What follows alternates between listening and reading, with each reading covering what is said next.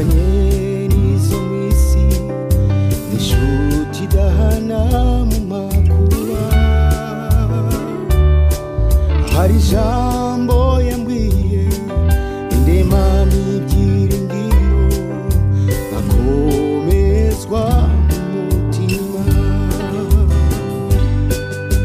Abari ku manywa abari nijoro inshuti idahana mu makuba. Hari ijambo yambwiye wazaza kutujyana twibanire nawe mu mahoro. Abari ku manywa abari nijoro inshuti idahana mu makuba. Hari ijambo yambwiye wazaza kutujyana twibanire nawe mu mahoro.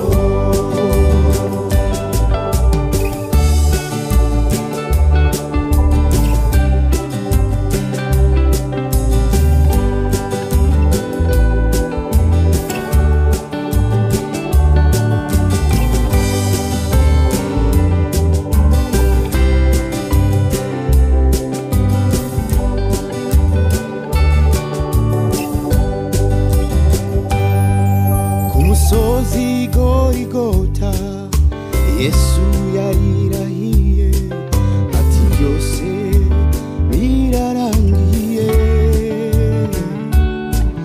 Isi hinda umushitsi kubw'ijambo ry'uwankunze kunesha kwanjye kwarabonetse. Umwenda ukingirije ahera watabutsemo kabiri abatindi duhabwa imbabazi. Uwasimbuye ibitambo ivuza indahiro nziza kunesha kwanjye kwarabonetse.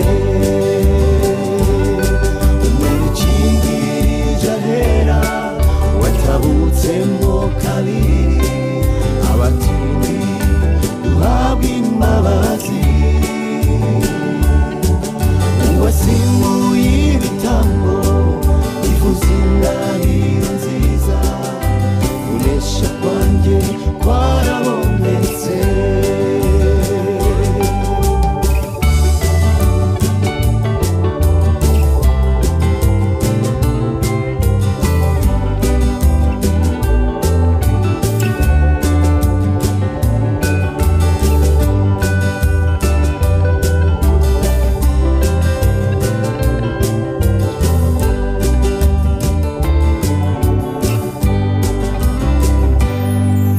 Abatambyi bari bashoreye ibitambo byo gutamba ngo batambire ibyaha by'abantu.